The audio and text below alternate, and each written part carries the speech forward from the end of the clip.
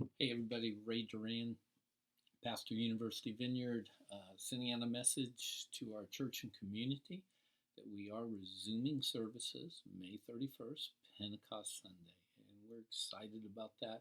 It's going to be a family service, so we'll have all the kids with us. We won't have any Sunday school going on, and here's what you're going to see when you come in.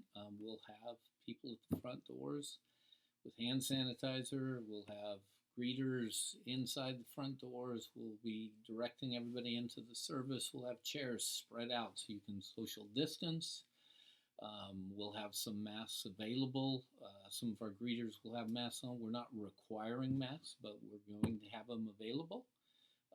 Our service will look different, just in the sense that again, we'll have room to stand, room to sit. We'll have some groups together for a family, or if you want to be off by yourself, we can have a chair off to the side.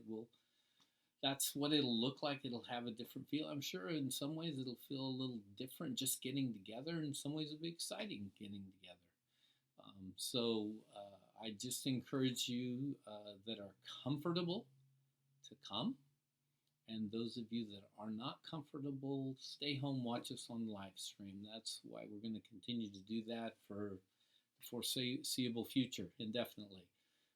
But it's going to be a good time, and that's what you're going to see going in. And I just want to answer a couple questions, like, why are we doing this now? As opposed to waiting, we start a month ago, and really it's a combination of things. There's Mark Van Dyke had a word of the world is saying to come together is dangerous and harmful, and in reality, not to come together is dangerous and harmful for the body, because the body is alive and well as it comes together. I had a word early on that I sensed God give me the impression that if I just rode this out forever until they say it's okay to meet or encouraged us to meet, that would be lazy on my part. And instead, I needed to be praying and seeking God the whole time, asking Him the question in an ongoing way. We have read a ton on getting together and not getting together, or how to do it, what not to do, what to do. There's been a whole lot of wisdom go into what we're deciding, and there's a sense that Pentecost Sunday is significant. It's a significant day in the history of the church. And so a combination of all those things, the leadership team has said this is the time. We're not claiming that we're absolutely right, but we're claiming that we've sought God in attempting to make the best decision we can. And in the life of our church, this is a good time to do this. So again, I encourage you, if you're older, compromised immunity system, stay home. You're still a part of us. You're not any less a part whether you come or don't come. That's not, and I don't want people coming that aren't in a place of comfort on your part, because we're not going to police how close people get to each other. It'll be easy to again be off to the side if you want, or with your family in a group. We're going to attempt to again make people comfortable as we come together and seek God. And that brings us to some other things I wanted to point out. Is we are coming together to seek God. We are coming together to be the church. This is not a social gathering. It has a social element, but the ecclesia, the gathered people of God, is the church. And as we come together as living stones, as parts of the body of Christ, we make up the whole. And that is our purpose. Our purpose is to seek God in worship.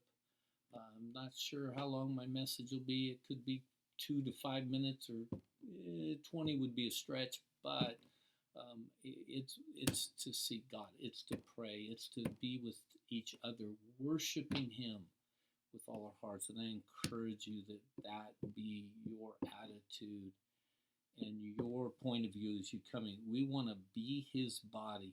And I said early on, we want to come out of this different.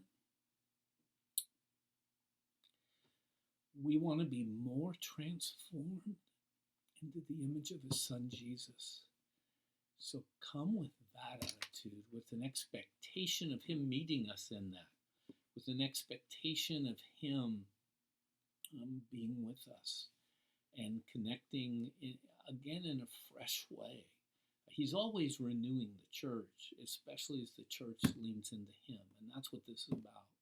And that's why we're coming together at this time after, we've been doing remote services, a few small meetings here and there. We think it's time, and we think Jesus is in it. We believe he's going to bless it.